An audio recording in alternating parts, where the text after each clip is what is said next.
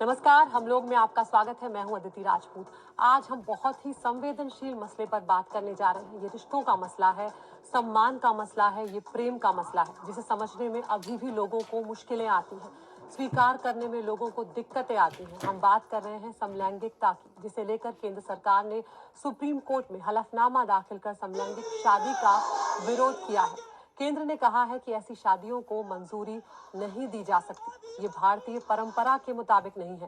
केंद्र ने समलैंगिक विवाह को प्रकृति के खिलाफ बताया और कहा है कि ये परिवार की जो अवधारणा होती है पति पत्नी और उनके बच्चों से, समलैंगिक विवाह भारतीय परिवार की अवधारणा के खिलाफ है। ये केंद्र सरकार ने सुप्रीम कोर्ट में अपने हलफनामे में कहा है।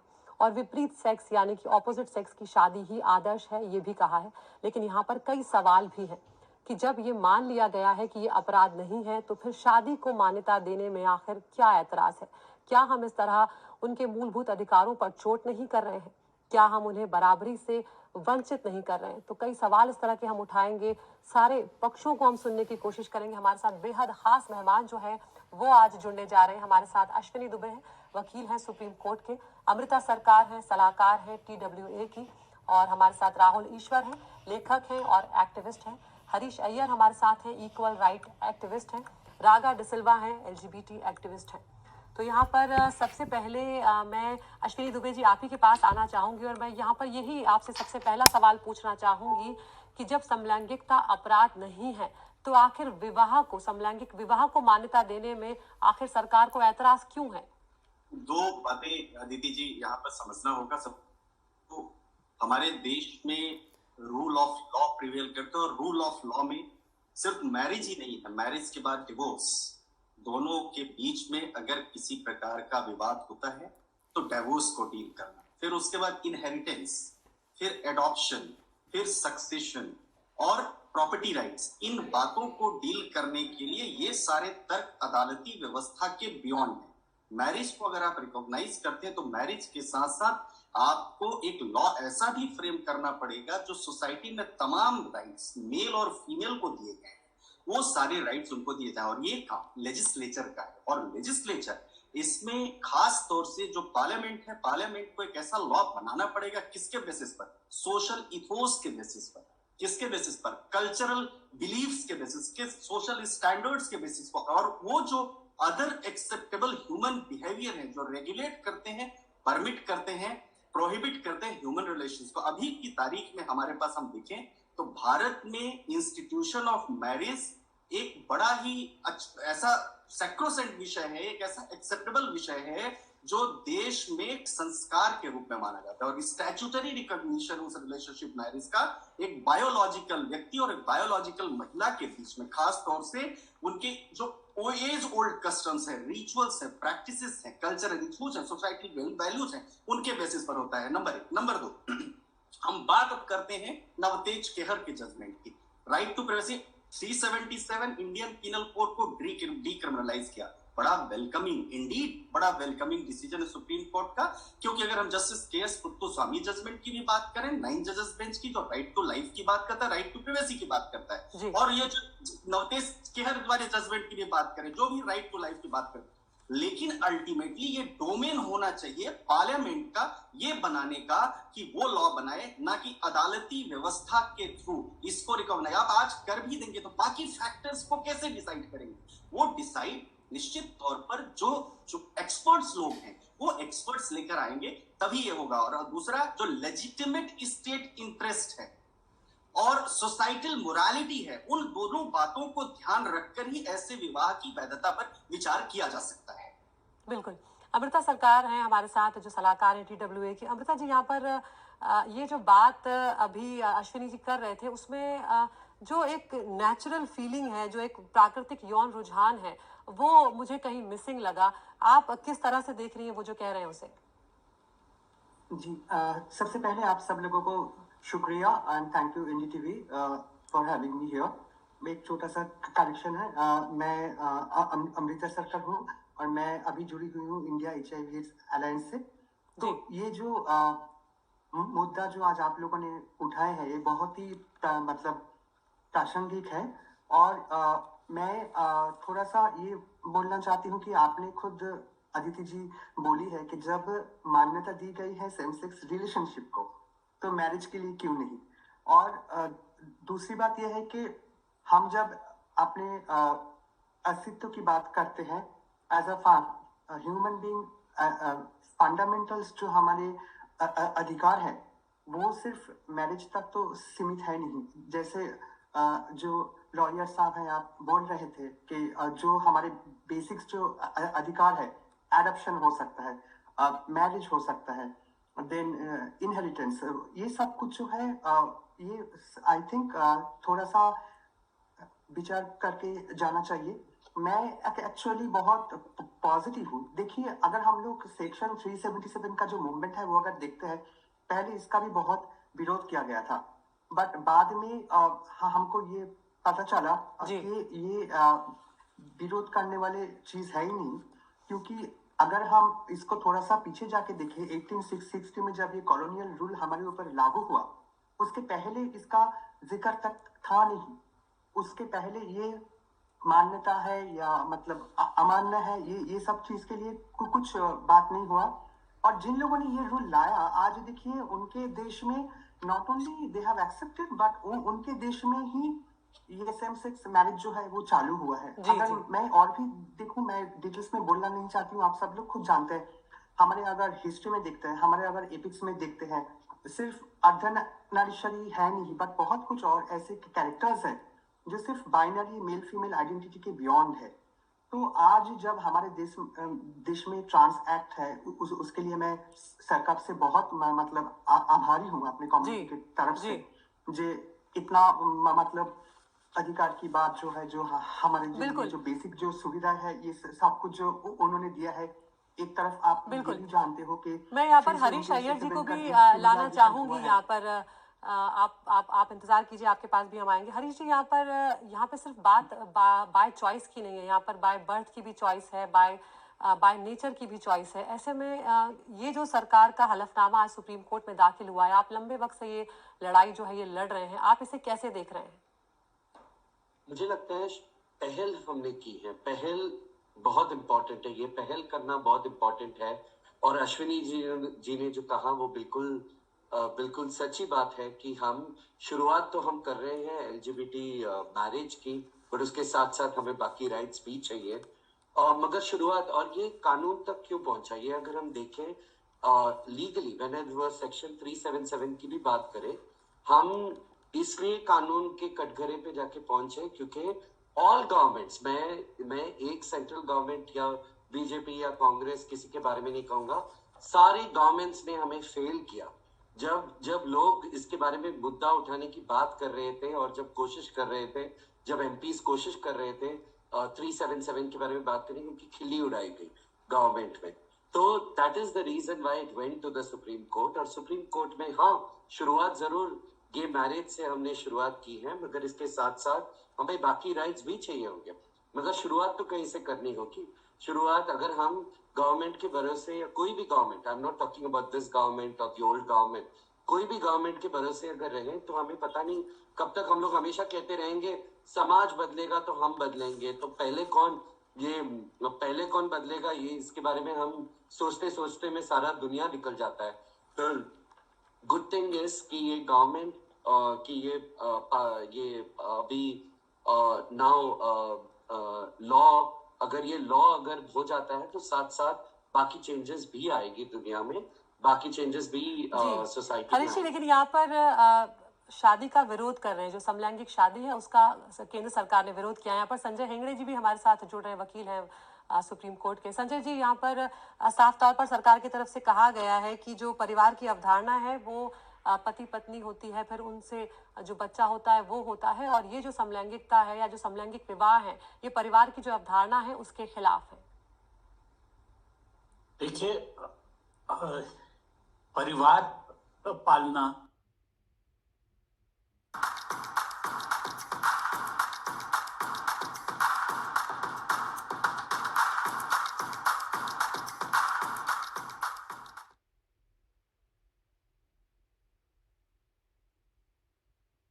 बच्चे पैदा करना सिर्फ यही है क्या शादी का मतलब? शादी में बहुत कुछ होता है। शादी में कंपेनियनशिप होता है, शादी में एक पार्टनरशिप होता है, और जिसके साथ शादी होती है उसके साथ बहुत सारे फाइनेंशियल और सोशल कॉन्सिक्वेंसेस भी आ जाते हैं। क्योंकि अगर किसी का अगर दोस्त मर जाता है तो दोस्त की प्रॉपर्टी आपको दूसरे दोस्त को नहीं आता। पर अगर किसी के स्पाउस मर जाते तो the other spouse is a natural inheritor। शादी के जरिए बहुत सारे ऐसे दूसरे भी पहलू जुड़े हुए हैं, बिल्कुल, जैसे कि लेगेसी, जैसे कि अगर हेल्थ केयर सिचुएशन में यानी अगर मेरी पत्नी को कुछ हो जाता है तो डॉक्टर ऑपरेशन करे या ना करे, मुझे कंसेंट देने का अधिकार है। पर अगर जो दो व्यक्ति जो प्यार करते हैं पर जिनकी शादी नहीं हो सकती, तो उनको कोई अधिकार नहीं होता है इमरजेंसी सिचुएशंस में। तो ये जो पूरा मसला है, ये मसला देखना चाहिए मैरिज इक्वालिटी के तहत। अगर शादी तो एक औरत और एक मर्द के बीच हो सकता है, तो दो मर्दों के बीच हो नहीं सकता है, दो औरतों के बीच हो नहीं सकता है। और किसका क्या इंटरेस्ट बिगड़ता है अगर दो लोगों का जो रिश्ता है आप शादी के रूप में देख लेते हैं, तो इसमें कौन सी कंपेलिंग स्टेट इंटरेस्ट है? ये सारे सवाल उठेंगे इस मुद्दे पर। बिल्कुल। राहुल ईश्वर जी, आपके पास यहाँ पर मैं आना चाहूंगी, लेखक हैं और एक्टिविस्ट हैं, हमारे साथ जुड़े हुए हैं। राहुल जी, ये जो बात यहाँ पर संजय हेगड़े जी कर रहे हैं कि जो शादी का कॉन्सेप्ट है उसकी बात यहाँ पर सरकार की तरफ से उठाई गई, लेकिन एक चॉइस की भी बात है। और ऐसे में अगर ये अपराध नहीं है, जब इसे 2018 में ही ये बात कह दी गई है, कोर्ट की तरफ से कह दी गई है कि ये कोई अपराध नहीं है समलैंगिकता, तो ऐसे में अगर दो लोग साथ रहना चाहते हैं तो उनकी शादी को अगर मान्यता दे दी जाती है तो उन्हें कानूनी संरक्षण भी मिलेगा। तो एक छोटे से समुदाय के लिए हम अपना दिल खोल क्यों नहीं सकते हैं? अदिति जी, दो सबमिशंस इसमें।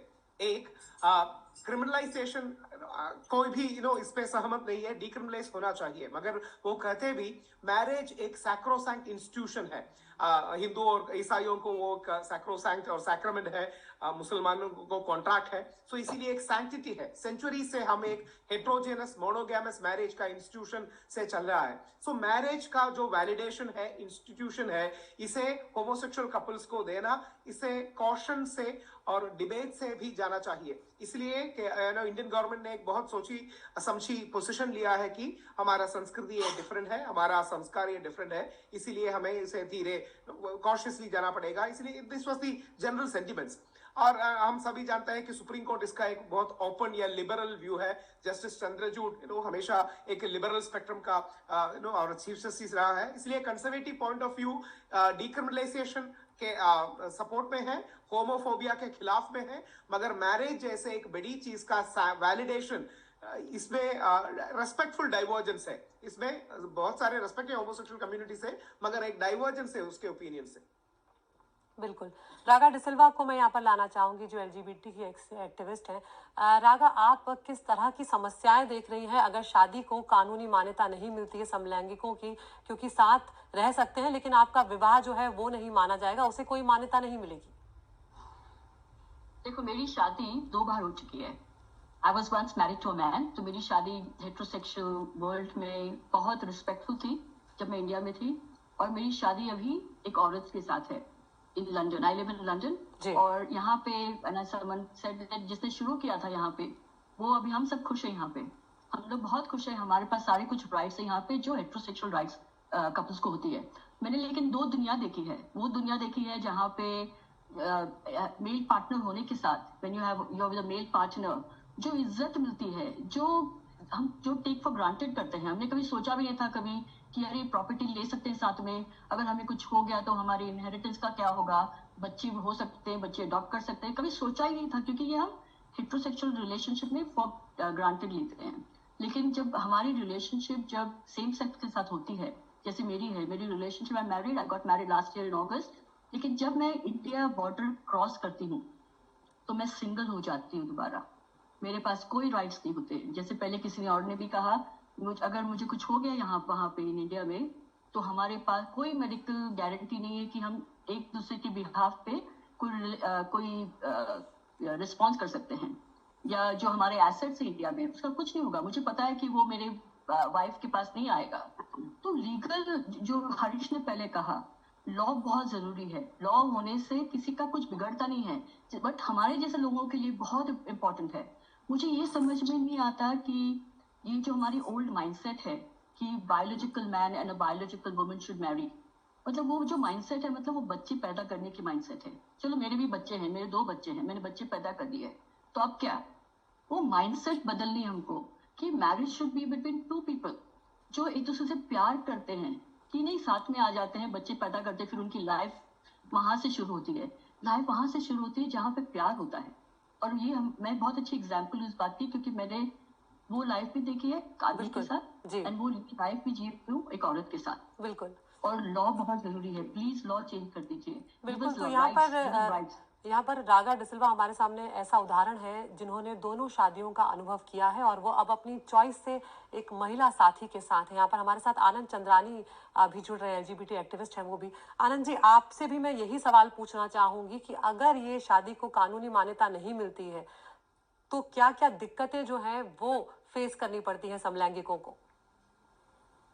देखिए सिंपल, जैसे वकील साहब ने पहले बताया कि अगर मैं हूँ, मेरा पार्टनर, हम दोनों आज हम 8 साल से साथ में हैं और एक जिंदगी जी रहे हैं, लेकिन शादी का अगर हमें मौका मिले, हम शादी कर ले तो कितनी सारी समस्याएं दूर हो सकती है। हम एक दूसरे के पेरेंट्स का भी साथ में ध्यान रख सकते हैं। अभी वो अपने पेरेंट्स के हाथ रहते हैं, मैं अपने पेरेंट्स के हाथ में रहता हूँ, तो हम अगर कहीं बाहर जाना हुआ तो मैं उसके पेरेंट्स का ध्यान नहीं रख पाता हूँ, वो मेरे पेरेंट्स का ध्यान नहीं रख पाते हैं।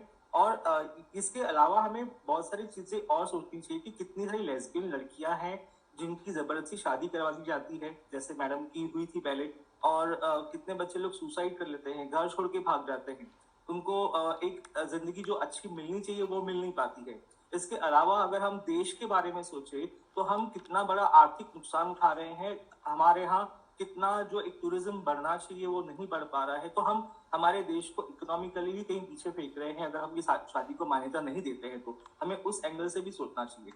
अश्विनी जी, यहाँ पर आपको मैं लाना चाहूंगी, जो बात यहाँ पर आनंद कर रहे हैं, परिवार टूटने की भी यहाँ पर बात है। और ऐसा क्यों माना जाए कि जो परिवार है वो सिर्फ पति पत्नी से ही होगा? 2 पुरुष मिलकर अगर साथ रह रहे हैं, खुश है, अगर वो कोई बच्चा अडॉप्ट कर लेते हैं तो वो भी एक खुशहाल परिवार ही माना जाएगा। निश्चित तौर पर खुशहाल परिवार माना जाएगा। अदिति जी, समस्या ये नहीं है कि 2 लोगों का यूनियन और उनको कानूनी मान्यता, इसके साथ जो फैक्टर्स जुड़े हुए, क्या फैक्टर्स जुड़े हुए? Prohibited degree of prohibited relationship, condition of marriage, ceremonial और रिचुअल रिक्वायरमेंट, पर्सनल लॉ जो गवर्न कर रहे हैं हमारे इंडिविजुअल्स को, क्योंकि ये समझना बहुत जरूरी है। सुप्रीम कोर्ट अपने आर्टिकल 141 के अधिकार के तहत समलैंगिक विवाह के लिए डायरेक्शन दे सकता है। 2 कानून है, एक स्पेशल मैरिज एक्ट है और दूसरा हिंदू लॉ है और पर्सनल लॉ है, जो मैरिजेस का राहुल ने जैसे जब बात कही। सवाल यहाँ यह है कि किसी को राइट देने के लिए, उसके राइट्स को डिफाइन करने के लिए उसका क्या शेयर होगा, क्या प्रोपोर्शनेट होगा, उसको और लोगों की तरह क्या राइट्स मिलेंगे, ये सारा डिपेंड करेगा पार्लियामेंट के विजडम पर। और अब जब इससे समझिए क्या होता है, requirement for registration special marriage act में आएगी, फिर restitution of conjugal rights, judicial separation, divorce, condition of divorce, alimony maintenance, pendant light, permanent alimony maintenance, expense जो मैरिज प्रोसीडिंग्स का होगा। जरूरी नहीं है कि 2 लोगों का, 2 समलैंगिक लोगों का साथ रह के फिर जीवन भर साथ रहे, उनके बीच में भी कुछ इश्यूज हो सकते हैं। उन इश्यूज को अदिति जी कैसे डील किया जाएगा, एडॉप्शन, गार्जियनशिप कैसे उसको डिसाइड होगा, और जो कस्टम्स और बहुत सारे जो और रिलीजियस कम्युनिटीज हैं वो सारे, और पेरेंट्स की तो एक्सेप्टेंस आज नहीं तो कल मिल जाती है। हम एक ऐसे सोसाइटी में रहते हैं जो सोसाइटी इवॉल्व हो रही है। दुनिया में भी अगर आप देखिए, Argentina, Austria, Belgium, Colombia, Denmark, Ecuador, Finland और अमेरिका में तो 2004 में सिर्फ 1 राज्य था, बाद में उसके बाद 50 राज्यों में 2015 तक मिल गया। इवॉल्विंग सोसाइटी है, रिफॉर्म है। लेकिन अदिति जी, सवाल यह है कि जब इस देश में बायोलॉजिकल मैन बायोलॉजिकल फीमेल की मेल और फीमेल की मैरिजेस को ही मान्यता है, तो आपको कानून को बदलना पड़ेगा, और वो कानून बदलने का कार्य किसको है? तो क्या ऐसा लगता है कि सिर्फ एक सुप्रीम कोर्ट की जजमेंट नहीं, ये पार्लियामेंट के विजडम पर, और ये तभी संभव होगा जब एक इंक्लूसिव वॉइस आएगी, और वो इंक्लूसिव वॉइस मैं समझता हूं कि वो तभी आएगी जब हमारे लेजिस्लेचर में बैठे लोग इसको समझेंगे। इसलिए जरूरी है कि सही जगह महत्वपूर्ण बात आप कह रहे हैं अश्विनी जी। यहाँ पर मैं संजय जी को भी लाना चाहूंगी। संजय हेगड़े, जो बात अश्विनी कह रहे हैं कि भाई तय कैसे होगा कि जो राइट्स हैं वो क्या हैं, उनके जो कानूनी अधिकार हैं, चाहे वो प्रॉपर्टी का मामला आता है, चाहे वो उत्तराधिकार का मामला आता है, चाहे वो बच्चों के संरक्षण का मामला आता है, ऐसे कई छोटे छोटे मुद्दे होंगे जिनमें शायद रिश्ते डिफाइन करने की जरूरत होगी। उसे आप किस तरह से देख रहे हैं जो बात अश्विनी जी उठा रहे हैं? देखिए, अगर मैरिज इक्वालिटी हो तो उसमें फिर जो भी हेट्रोसेक्सुअल मैरिजेस के लिए एप्लीकेबल है, होमोसेक्सुअल मैरिजेस के लिए भी एप्लीकेबल होगा।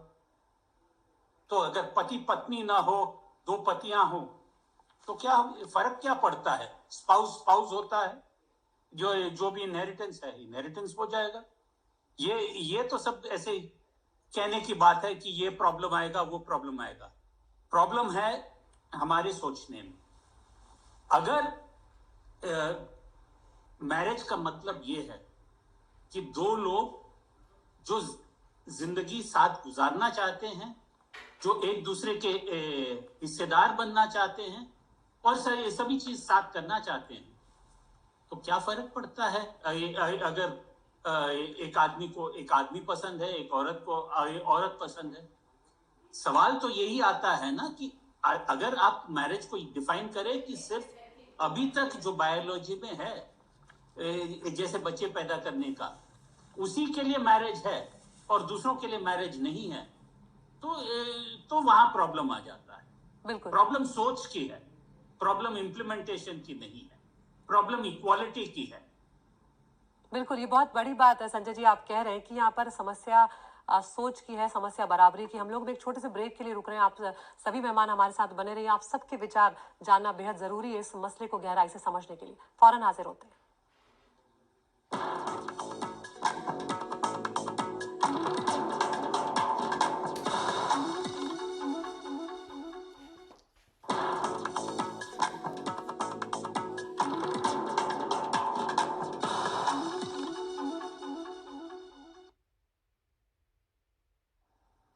तो ब्रेक के बाद एक बार फिर से आपका स्वागत है। समलैंगिक विवाह के खिलाफ है केंद्र सरकार हलफनामा आज सुप्रीम कोर्ट में दाखिल किया है और उसी मसले पर हम बात कर रहे हैं। हमारे साथ बेहद खास मेहमान यहाँ पर जुड़े हुए हैं। राहुल ईश्वर जी, आपके पास यहाँ पर मैं आना चाहूंगी। जो बात की जा रही थी कि जो परिवार की अवधारणा है उसके खिलाफ समलैंगिक शादी जो मानी जाती है, लेकिन यहाँ पर सवाल ये भी है कि जब पारंपरिक ढांचे को परिवार के कोई खतरा नहीं है, जो परिवार है वो परिवार की तरह रहेगा, जिसकी जो चॉइस है, जो निजी पसंद है, उसके साथ वो रहना चाहते हैं, तो उसमें परिवार का जो पारंपरिक ढांचा है उसे कैसे खतरा हो सकता है? ये एक पैराडाइम का प्रॉब्लम है, एक बेसिक बिलीफ का प्रॉब्लम है। कई सारे धर्म, हिंदू धर्म भी इंक्लूडेड है उसमें, उसको इसमें एक इनहिबिशन है। अगर हम सेमेटिक रिलीजन्स ले ले तो, अगर इस्लाम और क्रिश्चियनिटी ले ले तो ये बिलीफ है कि सोडोम और गुमराह को खुदा ने डिस्ट्रॉय किया होमोसेक्सुअलिटी के रीजन से। ऐसा कई सारे बिलीफ है। मैं एक धार्मिक व्यक्ति हूँ, एक कंजर्वेटिव व्यक्ति हूँ, मगर वो होते हुए भी मैं होमोसेक्सुअल कम्युनिटी को रिस्पेक्ट करता हूँ। मगर कई तरह के लोगों को, एक मेजॉरिटी के लोगों को इसको मिसअंडरस्टैंडिंग है या लैक ऑफ अवेयरनेस है, लैक ऑफ सेंसिटिविटी है, सेंसिटाइजेशन है। इसीलिए मेन स्ट्रीम मीडिया, जैसे आपके मेन स्ट्रीम मीडिया, इसी तरह के डिबेट और डिस्कशन से भी और सेंसिटाइज होगा और इस पे एक समझ आएगा। मगर फिर भी हमारे मुलाकात भी था, मीटिंग भी था इसके मामले में। कई सारे लोगों को इसमें कई सारे रिजर्वेशंस है। ये रिजर्वेशंस को दूर करना एलजीबीटी कम्युनिटी का भी एक रिस्पॉन्सिबिलिटी है और गवर्नमेंट का भी एक रिस्पॉन्सिबिलिटी है। लीगल एक्सेप्टेंस बहुत इंपॉर्टेंट है, मगर लीगल एक्सेप्टेंस से बहुत सारा इंपॉर्टेंस सोशल एक्सेप्टेंस को भी है। सो लीगल एक्सेप्टेंस एक शुरू हो सकता है, मगर सोशल एक्सेप्टेंस के लिए और माइल्स जाना पड़ेगा। तो आपको लगता है कि लंबा सफर अभी यहाँ पर तय करना पड़ेगा सोशल एक्सेप्टेबिलिटी के लिए, लेकिन यहाँ पर शुरुआत जो है वो आपस में ही होती है। आनंद जी, यहाँ पर मैं आपसे समझना चाहूंगी कि जो बात कही जा रही है, अगर किसी परिवार में कोई बच्चा है, वो बाद में पता लगता है या शुरुआत में पता लग जाता है कि वो अगर वो समलैंगिक है, तो ऐसे में वहां पर संपत्ति का मुद्दा भी उठेगा, वहां पर उत्तराधिकार का भी मुद्दा उठेगा। ऐसे में इन सब चीजों को अगर स्वीकार्यता मिल जाए तो ये हम सारी चीजें आसान ही करने जा रहे हैं। उनकी जिंदगी, जो बहुत ही एक छोटा सा समुदाय है, उनकी जिंदगी आसान हो जाएगी। हमारा देश सबसे बड़ा लोकतंत्र है, ये उसके लिए एक गर्व की बात होगी कि हमने सबको समाहित किया हुआ है। बिल्कुल सही कहा आपने कि अगर समलैंगिक विवाह को मान्यता दे दी जाए तो जैसे आपने कहा प्रॉपर्टी का बात है, ये सारे मुद्दे देखिए, समस्या ये है कि शादी अलाउ करने के बाद क्या होगा उस पे सोचने की जरूरत है, या अभी प्रायोरिटी क्या है कि अभी शादी की इजाजत देना जरूरी है। देखिए कोई भी चीज बदलाव होगा तो उसके लिए बाकी जो छोटी छोटी चीजें आएगी उसके भी मुद्दे हम डिस्कस करेंगे, बैठ के बात करके सॉल्यूशन निकालेंगे। लेकिन आप पहले ही शादी के लिए एकदम से मना कर दोगे तो नहीं चलेगा ना। आप शादी होने दीजिए। क्या हेटेरोसेक्सुअल मैरिज में शादी के बाद डिवोर्स नहीं होते हैं, बाकी प्रॉब्लम्स नहीं आते हैं? तो यहाँ भी आएंगे तो उसके भी सॉल्यूशन निकालेंगे हम लोग बैठ के। सिर्फ ना बोलने से काम नहीं चलेगा। बिल्कुल। अश्विनी जी, इस बात से आप सहमत हैं कि शुरुआत तो करके देखी जानी चाहिए, मान्यता तो दी जानी चाहिए, धीरे धीरे समस्याएं आएंगी तो फिर जो प्रतिनिधि हैं हमारे देश के, हमारे जो सांसद होंगे, वो उसके बाद हर आने वाली समस्या का उस तरह से स्टेप बाय स्टेप समाधान निकालें? ठोस शुरुआत होनी चाहिए, और एक ऐसी शुरुआत होनी चाहिए जिस शुरुआत में रेस्पेक्टफुल शेयर मिले। ऐसी शुरुआत नहीं कि आपने अभी के इश्यूज को किया। रिस्पेक्टफुल शेयर एलजीबीटी कम्युनिटी को हर चीज में लॉ को चेंज करते हुए मिलना चाहिए। और मैं समझता हूं कि अदालतों को इस बारे में सोचना चाहिए कि जो कलेक्टिव विजडम है लेजिस्लेचर का, वो लेते हुए और इन बातों को ध्यान में रखते हुए, और खास तौर से जो सोसाइटी के इंटरेस्ट हैं, उनकी सोशल एक्सेप्टेबिलिटी है, ह्यूमन रिलेशनशिप है, उनको लेते हुए इस तरह के कानून बनाए जाए। क्योंकि सिर्फ आप अभी अगर उनको कर भी देंगे तो सोसाइटी में एक्सेप्टेंस देना बहुत जरूरी है। एक अलग कम्युनिटी बनी रह जाएगी, और जो कम्युनिटी जब तक उसकी नेशन लेवल पर एक्सेप्टेबिलिटी नहीं अश्विनी, होगी। यहाँ पर एक पॉइंट और मैं जोड़ना चाह रही हूँ आपके सामने कि परिवार की अवधारणा में सिर्फ पति पत्नी की अवधारणा ही क्यों हो? मतलब ये तो पैट्रियार्कल मेंटालिटी को भी बढ़ावा देने वाली बात होती है। फिर हम अभी तो हम इन्हीं बातों के लिए लड़ रहे होते हैं घर में कि घर का मुखिया कौन होगा, चाहे औरत जो है वो कितनी ही मेहनत कर रही हो, कितना ही काम कर रही हो, उसे वो दर्जा नहीं मिल पाता है। तो वो लड़ाई भी तो लड़ ही रहे हैं हम अपने समाज। हर रोज सोसाइटी में नए रिफॉर्म्स आ रहे हैं। हर रोज एक तरफ हम देखें तो सोसाइटी में ही कहीं कोर्ट के माध्यम से, कहीं कानून के माध्यम से, कहीं लोग स्ट्रगल करके, कहीं लोग पार्लियामेंट्री डेमोक्रेटिक व्यवस्था के माध्यम से अपनी बात कह के हर रोज आगे आ रहे हैं। लेकिन आप अदिति जी, मैं बड़े आदर के साथ कहना चाहूंगा कि जब देश में अनकोडिफाइड पर्सनल लॉ और कोडिफाइड स्टैट्यूटरी लॉ है, तो एक्सेप्टेंस इसके साथ इनके इंस्टीट्यूशन की मैरिज जो होगी उसकी एक्सेप्टेंस नेशनल लेवल पर लाने के लिए, इसके लिए कानून की अवधारणा, कानून का पालन करने की व्यवस्था और कानून में तमाम वो अधिकार मिलने जरूरी है। तभी हम ये कह सकेंगे। अदरवाइज तो अगर ऐसा कानून अलग थलग पढ़ के भी अगर ये छोटे, तो आप ये बात मान रहे हैं ना अश्विनी जी कि इसको स्वीकार्यता मिलनी चाहिए? आगे बढ़ेंगे तभी तो और आगे जाएंगे।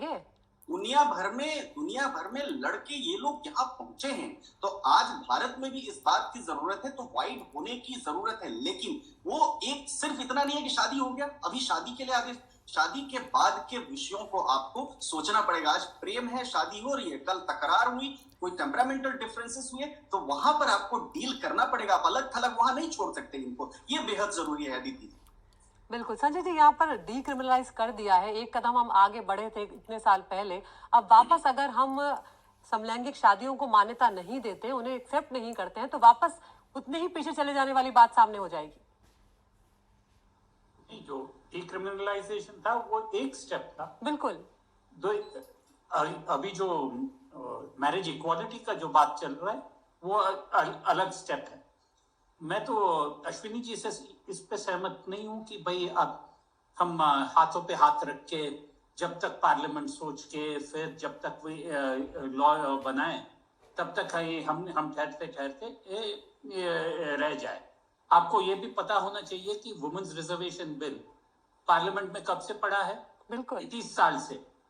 और कुछ हुआ है? हमारे माननीय पार्लियामेंटेरियंस ने कभी सोचा है कि औरतों के लिए रिजर्व कर ले इतने सीट?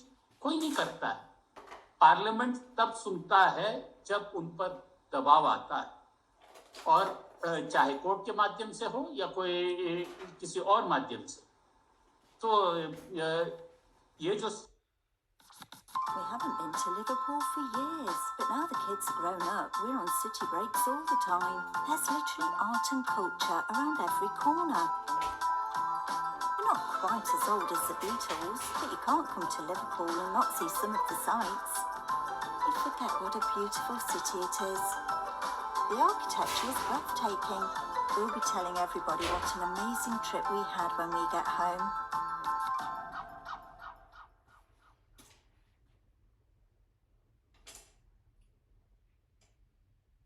ये जो कोर्ट देख रही है, भैया आपके पास क्या कंपेलिंग इंटरेस्ट है, स्टेट इंटरेस्ट, कि अगर दो लोग शादी करना चाहते हैं तो आप यानी अगर मियां मियां राजी तो क्या करेगा काजी? हरीश जी, तो थोड़ा सा मुहावरा थोड़ा बदल दिया हूँ। जी तो आपका क्या जाता है? बिल्कुल हरीश जी, एक छोटी सी टिप्पणी आपसे भी चाहूंगी मैं ब्रेक पे जाने से पहले इसी पर। जी मैं कहना चाहता हूँ कि हम हमेशा समाज के बारे में बात करते हैं। कौन है ये समाज? और समाज कोई स्टकिंग स्टोन नहीं है, कोई काल या समय पे टिका हुआ नहीं है। समाज वो है जो बदलते रहता है। समाज का जो पहिया है वो बदलते रहता है, और अगर हमें समाज में आगे बढ़ना है तो हमें समय बदलते हुए हालात के साथ हमें भी अपनी सोच बदलनी और वो परिवर्तन लाना है। तो ये बात ये है कि जब तक कि हम ये कहते रहें कि सारा दुनिया बदल जाएगा, फिर हम कुछ बदलाव लेके आएंगे, कब बदलेगा सारा दुनिया? अगर यही सोच रखी होती तो सती ना जाता हमारे इसमें से, डाउरी एक्ट कभी जाता नहीं, 377 भी कभी होता नहीं, 377 भी हमने पार्लियामेंटेरियंस के ऊपर छोड़ा था, वो भी नहीं बदलता। तो ये समाज कब बदलेगा? कब एक समय बता दीजिए, एक टाइम बता दीजिए जब समाज बदल जाएगा। और बिल्कुल यही बात अश्विनी जी भी उठा रहे हैं कि इवॉल्विंग सोसाइटी है हमारी, अगर हम बदलेंगे, आप बदलेंगे, मिलकर बदलेंगे तो धीरे धीरे ही बदलाव आएंगे और समलैंगिकता जो है उसे स्वीकार्यता जो है वो मिलेगी। एक ब्रेक के लिए हम यहाँ पर रुक रहे हैं, फौरन हाजिर होते हैं।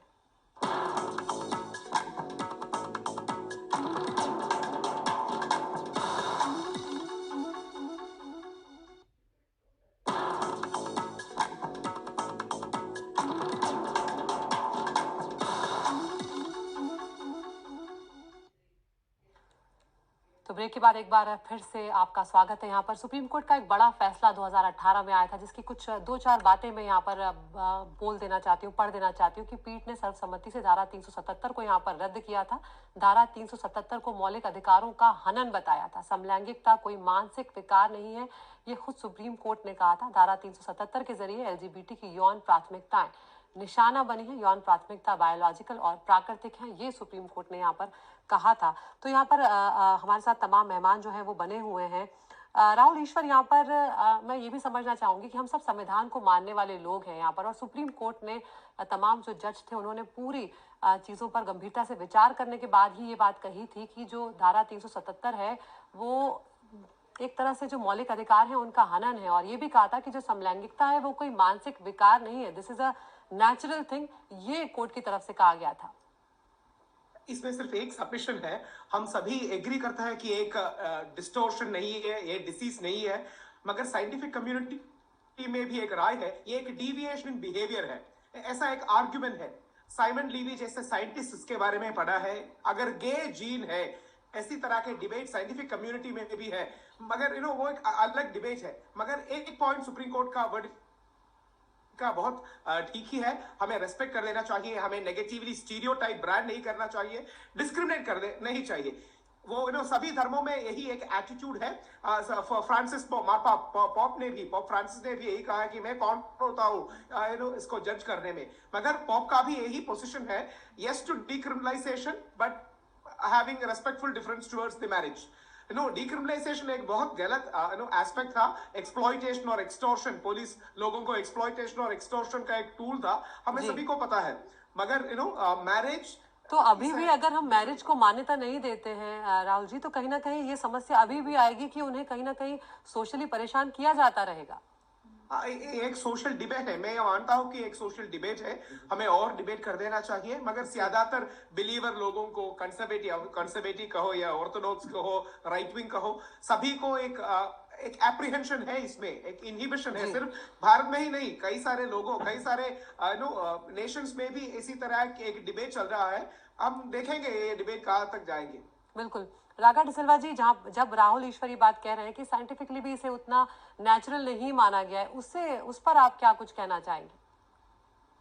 मुझे राहुल जी और राहुल जैसे लोगों को याद दिलाना चाहती हूँ मैं कि नेचुरल तो बहुत सारी चीजें नहीं होती है, लेकिन किसी को अननेचुरल कहना गलत बात है। ये जो हरीश ने कहा ना पहले कि सोसाइटी को बदलना है, और किसी और ने, हेगड़े जी ने कहा माइंडसेट की बात, ये बहुत इंपॉर्टेंट है राहुल जैसे लोगों को समझना, क्योंकि ये सोसाइटी कौन है? सोसाइटी कोई बाहर वाली नहीं है, हम है सोसाइटी। हमको रिस्पॉन्सिबिलिटी लेनी है कि हम है सोसाइटी और हमें अपना माइंडसेट बदलना है। तो moment we talk about natural unnatural, ये जीन वो जीन, ये कोई डिबेट है जो जस्टिफिकेशन में जाता है। मैं एक बात बताना चाहती हूँ, मुझे बहुत लोगों ने कहा कि ये तो बिल्कुल अबनॉर्मल है कि two women bringing up children. मेरे बच्चे अभी 25 साल के हैं, मैं अपनी नावल से बीवी राजी तो क्या करेगा काजी, क्योंकि मैं अपनी बीवी के साथ हूँ। अभी 16 साल से हम लोग साथ में हैं। हमने दोनों अपनी जो ट्विंस है जो 25 साल के, अभी हमने उनको साथ में रेस किया हुआ है। मेरे बच्चे ना, हमारे बच्चे बिल्कुल और जैसे बच्चों के जैसे हैं, फंक्शनल है, डिसफंक्शनल है, जैसे है। मैं सेम हूँ, मैं वही मदर हूँ जो अगर हस्बैंड के साथ होती तो मैं वही मदर होती। मैं कोई और स्पेशल जीन्स नहीं होती मेरे में, मेरे में वही जीन है, मदर जीन है। ठीक है, तो ये जो डिबेट है जो जीन पे होती है, नॉर्मल पे होती है, बहुत गलत डिबेट है। I think the debate should be about equality and equality rights. ये हम भूल जाते हैं। राधा जी, यहाँ पर एक और सवाल मैं आपसे जानना चाहती हूँ, थोड़ा संक्षेप में बताइएगा, हो सकता है ये निजी सवाल हो, अगर आप उत्तर ना देना चाहें तो ना दीजिएगा। आपके बच्चों की इसको लेकर क्या प्रतिक्रिया रहती है? क्योंकि बच्चे भी जब धीरे धीरे इन चीजों को समझते हैं तभी ये बातें जो है गहराई से समाज में स्वीकार की जाती है। देखो, मेरे बच्चे ना नई सोसाइटी, जो हमने सोसाइटी, जो मैं कहती हूँ ना हम सोसाइटी है, मेरे बच्चे वो सोसाइटी है। एक तो वो बात है। मेरे बच्चों की तो हम कहते हैं कि लॉटरी लग गई। उनकी 2 माँ है और एक फादर है। मतलब ऐसी लॉटरी किसके लगती है? जो प्यार से बड़े हुए हैं। बच्चों को सिर्फ प्यार चाहिए होता है, इनको ये समझ में नहीं आता है ये सब। ये जो हम बात कर रहे हैं ना, मेरे 25 साल वाले बच्चे बोलेंगे ये क्या बात हो रही है, ये क्या है? मतलब ये हम जिस सोसाइटी में रहते हैं यहाँ पे, हमको कोई नहीं पूछता कि अरे ये बिल में किसका नाम लिखा हुआ है। बिल्कुल, ये तो समझ की बात है कि बस माँ है और बच्चे हैं। बिल्कुल, आप सभी मेहमान हमसे जुड़े और अपनी राय साझा की, इसके लिए बहुत बहुत शुक्रिया। एक छोटे से ब्रेक के लिए हम यहाँ पर रुक रहे हैं, लेकिन हम लोग में अभी सिलसिला जारी है, फौरन हाजिर होते हैं।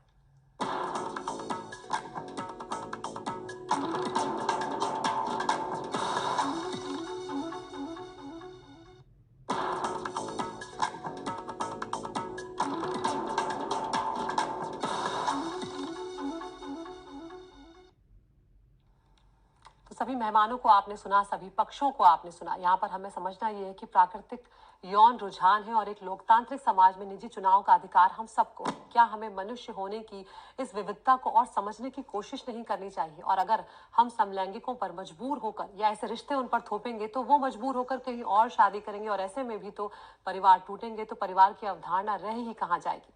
अब अदालत को देखना होगा कि इसे कैसे देखा जाए। क्या कोर्ट लोकतंत्र के भीतर छोटे से समुदाय के लिए इतनी गुंजाइश बनाएगा या नहीं, इसका इंतजार जो है वो हमें जरूर रहेगा। लेकिन अदालत से ज्यादा एक समाज के तौर पर हमें इस मुद्दे को समझना होगा। हम लोग में मेरे साथ इतना ही। नमस्कार।